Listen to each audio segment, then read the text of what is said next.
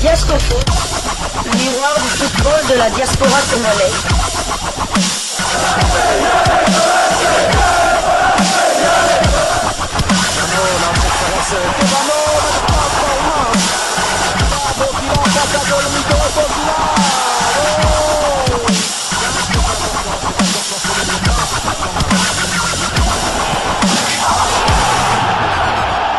Diasco Foot, le miroir du football de la diaspora congolaise. Vous êtes sur Diasco Foot, le miroir du football de la diaspora congolaise. Diasco Foot vous dit bonjour, tout le plaisir est pour nous de vous retrouver, mais surtout de savoir que vous êtes nombreux en train de suivre votre chaîne YouTube dédiée uniquement aux footballeurs de la diaspora congolaise. C'est l'heure de partager avec vous quelques news que nous avons pu récolter pour vous, des news concernant certains de nos internationaux ou des binationaux qui se sont illustrés dans leurs clubs respectifs. Et cela dans le cadre de cette première livraison sportive de ce samedi 23 novembre 2024. Une livraison qui nous conduit du côté de l'Espagne. En Espagne, pour parler d'un international congolais, il s'agit de Cédric Bakambu, que nous appelons affectueusement Bakagol. Cédric Bakambu sort enfin de son silence. Vous le savez, la dernière fois que ce binational congolais a joué avec les Léopards de la RDC, c'était au mois de février dernier lors de la dernière CAN. Ensuite, en début de saison, il s'est blessé avec son club, ce qu'il avait éloigné des terrains. Et Cédric Bakambu ne s'était pas vraiment exprimé sur son arrivée du côté de l'Espagne, je dirais son retour en Espagne, cette fois dans un autre club et dans un autre environnement aussi. Cédric Bakambu ne s'était pas exprimé sur la sélection. Eh bien, il en a eu l'occasion. Il s'est exprimé au travers de nos confrères d'Eurosport. Il a accordé une interview. C'est cette interview que nous allons partager ensemble avec vous. Et Eurosport nous partage ces moments grâce à un article intitulé « Ses objectifs avec le Betis Séville, sa saison 2024-2025 ». Cédric Bakambu, ex-OM, se confie à Eurosport. Après une longue blessure qui l'a éloigné des terrains pendant 5 mois, Cédric Bakambu revient lentement mais sûrement dans le 11 du Betis qu'il a rejoint en février dernier. Avant d'affronter Valence samedi, 14e journée de Liga, l'attaquant de 33 ans, qui ne conserve que de bons souvenirs de l'OM, s'est longuement confié à Eurosport. Première question, Cédric Bakambu, vous jouez samedi à Valence avec le Betis Séville. Comment préparez-vous ce match au regard de la catastrophe qui a touché la ville à la fin octobre? Sportivement, la préparation est la même que d'habitude. De leur côté, les joueurs de Valence auront à cœur de réaliser un gros match. Pour eux, ce sera le premier depuis la catastrophe. Même ici à Séville, on sent que l'atmosphère est différente. Quand tu allumes la télévision, les médias en parlent toute la journée. Avant le match, il y aura sûrement un hommage. Ensuite, dès que l'arbitre sifflera le début de la rencontre, on jouera comme d'habitude, c'est-à-dire pour gagner. Vous êtes au Betis Séville depuis le mois de février. Comment jugez-vous votre début de saison 2024-2025? J'ai eu une grosse blessure qui m'a éloigné des terrains pendant 5 mois. Je suis revenu il y a un peu plus d'un mois. Depuis le début de ma carrière, c'était la première fois que je subissais une aussi grosse blessure. Mais je travaille beaucoup pour revenir à mon meilleur niveau. Cela prendra le temps qu'il faut, mais je suis dans les temps de passage que je me suis fixé. Depuis le début du championnat de Liga, vous revenez petit à petit avec 7 matchs dont 2 en tant que titulaire. Un but inscrit toute compétition confondue. Oui, je sens que ça revient. Je fais pas mal d'entrées en jeu. Il ne faut pas griller les étapes. Maintenant, c'est vrai que j'aurais aimé inscrire 2 ou 3 buts de plus. Je ne vais pas le cacher. Mais pour moi, la santé est la priorité. Quand je suis revenu sur les terrains, je n'étais pas encore à 100%. C'est en jouant qu'on retrouve les sensations et son niveau. Le coach l'a très bien compris et c'est pour cela qu'il me fait entrer de temps en temps. Comment vous sentez-vous au sein du club depuis votre arrivée? Je me sens super bien au Betis Séville. J'ai été très bien accueilli. Malheureusement, je me suis blessé 2 fois d'affilée. Cela ne m'était jamais arrivé dans ma carrière. Pour moi, je n'ai pas encore vraiment commencé mon aventure au Betis Séville, même si cela fait 8 mois que je suis ici. J'espère pouvoir enchaîner cette saison et montrer tout mon potentiel aux supporters du club. Qu'est-ce qui vous a convaincu de signer au Betis Séville? J'ai été convaincu par le projet sportif.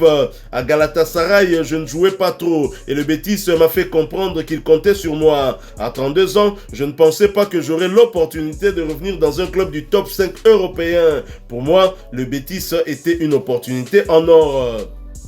Est-ce que les négociations se sont concrétisées rapidement l'hiver dernier? Ça s'est fait super vite. Les choses se sont concrétisées en même pas une semaine.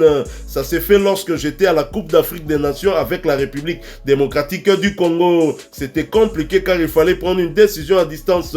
Dieu merci, ça s'est bien passé. On a pu se mettre d'accord. J'ai signé lors du dernier jour du mercato. Au Betis Séville, il y a plusieurs autres joueurs passés par la Ligue 1 comme Youssouf Sabali ou Romain Perrault. Est-ce que leur présence a facilité votre adaptation? Franchement, l'ambiance est saine et au sein du vestiaire, que ce soit avec les Français, les Espagnols ou les autres joueurs. Cette bonne atmosphère fait que nous arrivons à avoir de bons résultats. Notez bien quand même que le Betis Séville reste sur 7 matchs sans défaite et cela toute compétition confondue. L'été dernier, le Betis Séville s'est fait prêter Vitor Roque. Quel est votre regard sur ce jeune joueur arrivé en grande pompe au Barça l'hiver dernier? C'est un jeune joueur très talentueux. Il fait un bon début de saison, 5 buts toutes compétitions confondues. J'espère qu'il va continuer comme ça. Le coach nous a alignés quelques fois ensemble. Ça s'est bien passé. Sur et en dehors du terrain, c'est une personne que j'apprécie. Quand il est arrivé au Barça, les médias espagnols l'ont présenté comme un jeune phénomène. Au Barça, il y a beaucoup de pression. Pour moi, c'est un très bon joueur, mais il est jeune. Il faut lui laisser le temps de s'aguerrir. Je pense que pour lui, le Betis Séville est la meilleure vitrine possible. Vous avez été marqué par le passage de Marcelino à Villarreal. Est-ce que sa philosophie se rapproche de celle de Manuel Pellegrini qui entraîne le Betis depuis 4 ans? Personnellement, je n'aime pas trop comparer les entraîneurs. Chaque coach a sa méthodologie. Mais pour moi, c'est 2 styles assez différents. J'ai beaucoup appris avec Marcelino en une saison avec lui, soit 2015-2016. J'ai eu l'impression d'en vivre 5. Il me fait un peu penser à Unai Emery. Il s'appuie beaucoup sur la vidéo. Quant à Manuel Pellegrini, il responsabilise plus ses joueurs, mais il faut lui rendre la confiance sur le terrain. Manuel Pellegrini est également attaché au fait que son équipe ait un certain style technique. Ah oui, on peut le voir dans ses équipes. Avec lui, elle joue souvent bien. Le Betis a réussi à se qualifier en Coupe d'Europe la saison passée. Et en termes de jeu technique, il apporte sa patte.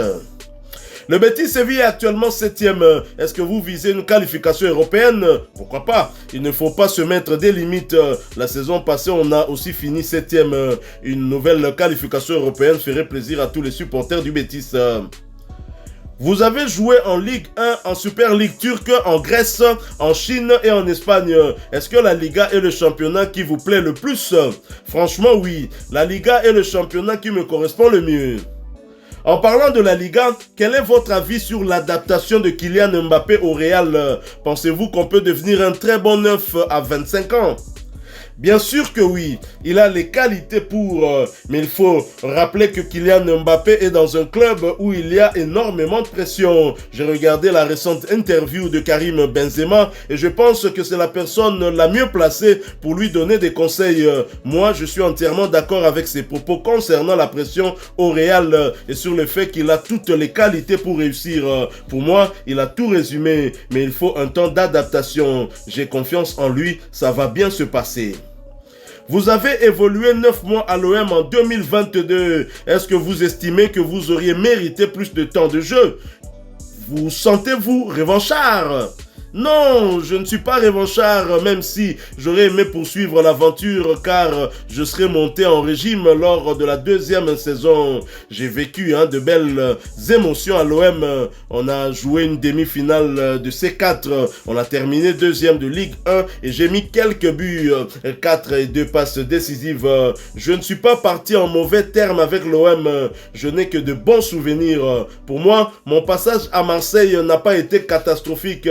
Je remercie le club de m'avoir donné cette opportunité. Quel souvenir gardez-vous de Pablo Longoria?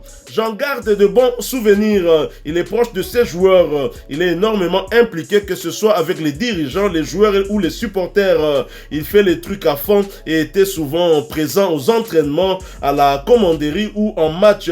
C'est un passionné. Il ne calcule pas. Avant que je signe à l'OM, il est venu personnellement en bas de chez moi à Paris. J'étais surpris de le voir. Je pensais rencontrer un directeur sportif.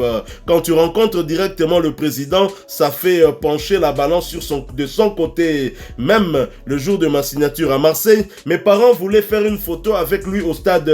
Je l'ai appelé et il s'est déplacé exprès en voiture. Je ne pourrais jamais parler de Pablo Longoria en mal. Vous avez aussi croisé la route de Jorge Sampaoli à l'OM. J'aime beaucoup Jorge Sampaoli. C'est un coach qui n'a pas peur de prendre des risques et moi, c'est le style que j'affectionne.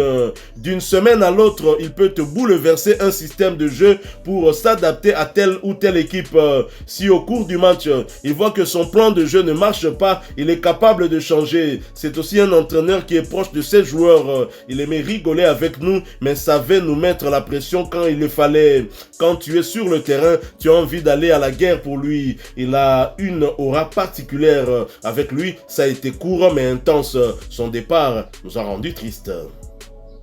Concernant la République démocratique du Congo, vous n'avez pas rejoué depuis février dernier et cette demi-finale de CAN 2024. Quelles sont vos ambitions en sélection? Franchement, je suis à la disposition. Après, je suis actuellement focalisé sur mon retour car je reviens d'une longue blessure. Mais je suis ce qu'ils font. C'est dommage d'avoir perdu les 2 derniers matchs contre la Guinée 0-1 et l'Éthiopie 1-2 car dans le football, les dynamiques sont très importantes. Mais heureusement, l'essentiel est assuré avec cette qualification pour la Coupe d'Afrique des Nations 2025. Que peut-on vous souhaiter pour la suite?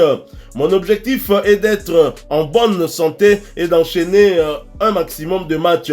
Le reste, ça suivra. Je suis confiant. Je sais que je suis un bon joueur car je l'ai démontré auparavant. Par ailleurs, je souhaite que ma fondation perdure à l'avenir. Elle a pour but d'aider les jeunes au Congo. En ce moment, on fait de l'humanitaire. Je remercie les gens qui ont fait des dons. Ça nous donne de la force car il y a une guerre à l'est du pays et la situation est catastrophique. Voilà donc Cédric Bakambu qui sort de son silence, qui s'exprime sur sa situation en club, mais qui a eu aussi des mots par rapport au Léopard de la RDC. Content certes pour la qualification, mais un peu attristé de voir que cette dynamique a eu à prendre fin. Les Léopards, c'est vrai, étaient sur une série de 4 victoires lors des 4 premières journées de ces éliminatoires de la CAN. Et Cédric Bakambu, bien évidemment, donne raison à ce qu'avait déclaré le sélectionneur-manager Sébastien Desabre pour justifier sa non-convocation. Tout à fait. Moi, le seul conseil que je peux lui donner, qu'il retrouve toutes ces sensations, qui nous reviennent plus fort, parce que là, Cédric Bakambu a quitté la sélection sur, on peut dire, un échec quand même personnel pour lui, même si la RDC avait atteint les quarts de finale. Donc, pour un attaquant, jouer une compétition de cette envergure sans marquer le moindre but, c'est un échec, d'autant plus qu'il avait raté son penalty face au Maroc. Heureusement, ce n'était pas vraiment sans conséquence, mais j'ai quand même aimé sa grandeur et son aura lors de la séance des tirs au but face à l'Afrique du Sud. Il ne s'est pas désisté, il a pris le ballon, il a tiré et il a marqué le sien. Donc je peux souhaiter qu'il marque le début avec le Betis et on l'attend en mars pour le match face au Sud-Soudan et en Mauritanie, car depuis que Cédric Bakambu n'est plus en sélection, il n'y a que Fiston Mayele qui est marqué. Fiston Mayele, il est considéré comme le joker national.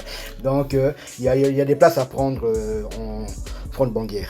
Moi, j'apprécie en tout cas son honnêteté, hein, parce qu'à un moment, on aurait pu peut-être tirer sur Sébastien Desabre, estimant que Cédric Bakambu, même diminué, avait toujours sa place, mais lui-même reconnaît qu'il doit retrouver en tout cas ses sensations, retrouver le meilleur niveau. Hein. S'il retrouve un meilleur niveau du côté du Betis Séville, très clairement, il retrouvera la tanière. Je ne doute pas qu'au mois de mars, si on prie pour qu'il soit épargné par des blessures, Cédric Bakambu sera bien évidemment là. Très chers amis, vous avez suivi cette interview de Cédric Bakambu, interview accordée à nos amis d'Eurosport. Il s'est exprimé sur plusieurs sujets. Vous l'avez suivi sur sa venue du côté du Betis Séville, sur sa relation avec Pablo Longoria, le président de l'Olympique de Marseille, sur son passage justement du côté de la cité phocéenne, mais également sur la sélection nationale après lui, après sa blessure, parce qu'il a raté toutes les rencontres disputées par nos fauves face au Sénégal, au Togo, face à la Guinée, à l'Éthiopie ainsi qu'à la Tanzanie. Il a donné